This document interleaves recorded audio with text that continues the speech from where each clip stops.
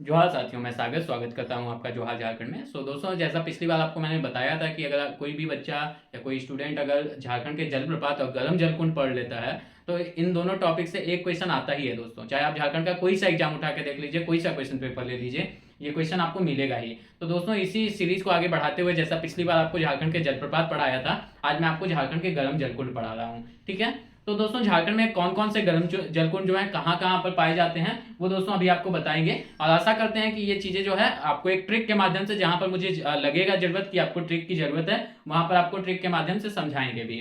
ठीक है। तो दोस्तों स्टार्ट करते हैं। सबसे पहले क्या है कि हजारीबाग से स्टार्ट करेंगे।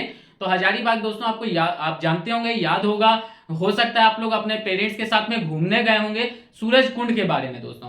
तो दोस्तों, सूरज कुंड जो है गर्म जलकुंड है, हजारीबाग का जलकुंड है ये, और ये भारत का सबसे गर्म जलकुंड है। यहाँ पर जो टेम्परेचर होता है 88.5 डिग्री सेल्सियस यहाँ पर पानी का जो है टेम्परेचर होता है। और दोस्तों, मान्यता है कि इस गर्म जलकुंड में नहाने से काफी सारी जो स्किन रिलेटेड जो डिजीज होते हैं, स्किन रिलेटेड जो बीमारियां होती हैं, वो खत्म हो जाती है। तो काफी यहाँ पर जो है टूरिस्ट का आना जाना भी लगा रहता है दोस्तों। तो ये है हजारीबाग का गर्म जलकुंड, जिसका नाम है सूरज कुंड जलकुंड, है ना, सूरज कुंड गर्म जलकुंड। ठीक है। तो ये है दोस्तों हजारीबाग में। हजारीबाग के नाम से एक और याद रखेंगे दोस्तों, हरहद और टाइबर।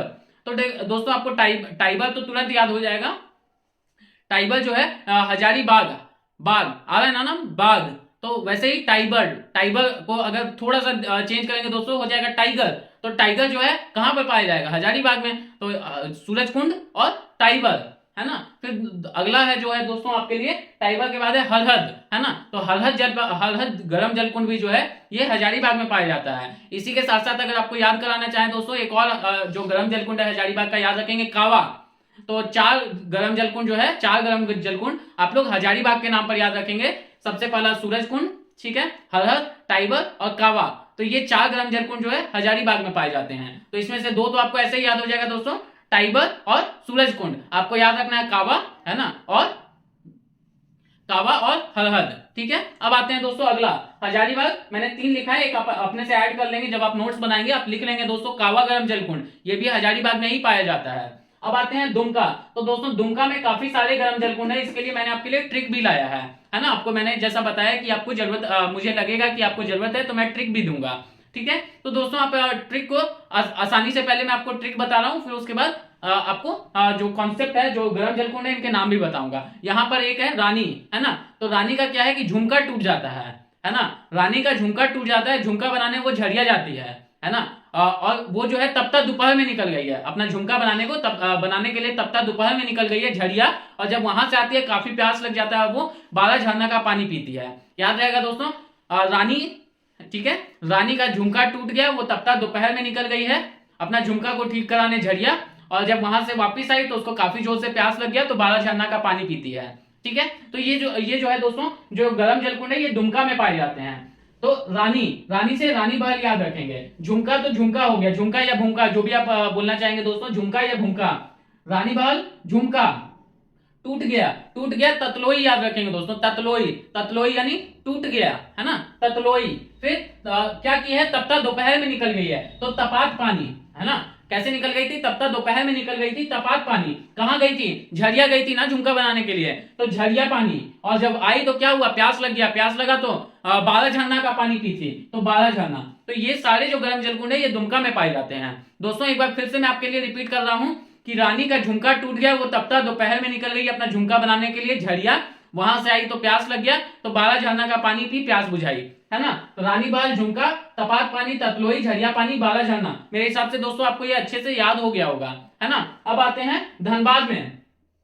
तो धनबाद में दोस्तों दो गर्म जलकुंड जो है आराम से याद रख लेंगे आप लोग, इसमें मेरे हिसाब से कोई ट्रिक की जरूरत नहीं है। चरक खुद और तेतुलिया, है ना, चरक खुद और तेतुलिया। तो ततलोई और तेतुलिया को जो है आपस में कंफ्यूज नहीं करना है दोस्तों, है ना। ततलोई अलग है, तेतुलिया अलग है। तेतुलिया यानी टूट गया, वो दुमका वाला है। और जो ततलोई है, ततलोई याद रखेंगे दोस्तों, ये धनबाद के नाम पर है। मैंने रिपीट कर दिया दोस्तों, ततलोई जो है ये धनबाद का है, और तेतुलिया जो है वो दुमका का है ना। अब आते हैं दोस्तों पाकुड़ में। पाकुड़ के लिए दोस्तों 3 गर्म जलकुंड है पाकुड़ में। ये भी याद करने का मैं आपके लिए एक छोटा सा ट्रिक लाया हूं। ट्रिक पहले सुन लेंगे दोस्तों कि शिव का लाडला 12 मास सोता है ना। शिव का लाडला, आप जानते होंगे दोस्तों, गणेश जी शिव का लाडला 12 मास सोता है। यहाँ पर मैं किसी भी धर्म जाति के लिए कोई गलत शब्द यूज नहीं कर रहा हूं दोस्तों, ट्रिक है जो आपको याद कराने की कोशिश कर रहा हूं, और यही ट्रिक से दोस्तों आपका सिलेक्शन होगा, है ना। तो काफी अच्छे से देखेंगे और समझेंगे। शिव का लाडला 12 मास सोता है, तो शिव का लाडला शिव का लाडला शिवपुष होता है ना। शिव का लाडला शिवपुष होता है ना। लाडला उदा, लाडला यानी लाडला उदा, और 12 मास सोता है तो 12 मसिया। तो याद हो गया होगा दोस्तों, पाकुड़ में 3 गर्म जल कुंड है। शिव का लाडला 12 मास होता है, शिवपुष होता, लाडला उदा और 12 मसिया, है ना। अब आते हैं दोस्तों एक लास्ट है लातेहार का ताता पानी। याद रखेंगे दोस्तों, ततलोई, तेतुलिया और ताता पानी, इसमें कंफ्यूज नहीं होना है। ततलोई धनबाद का है, तेतुलिया टूट गया दुमका का है ना। माफी चाहेंगे दोस्तों, तेतुलिया धनबाद का है और ततलोई मतलब टूट गया जो दुमका का है, और ताता पानी लातेहार से याद रखेंगे दोस्तों। तो तेतुलिया धनबाद का है, ततलोई दुमका का है और ताता पानी लातेहार का है। लातेहार से बस एक ही याद रखना है दोस्तों, तो इसके लिए मैंने आपके लिए कोई ट्रिक नहीं बनाया। सब कुछ अगर ट्रिक से ही याद करेंगे तो एग्जाम में जाके वो ट्रिक दिमाग से निकालना मुश्किल हो जाएगा, है ना, कि कौन सा ट्रिक किसके लिए, ज्यादा कंफ्यूज हो जाएंगे। तो इसलिए दोस्तों क्या है कि मैंने सब कुछ का ट्रिक नहीं लाया। जो याद करने लायक है याद कर लीजिए, और जो नहीं याद करने लायक है उसके लिए मैंने आपको ट्रिक भी बताया। तो एक बार दोस्तों सरसरी निगाह से सारी चीजों को एक बार देख लेते हैं।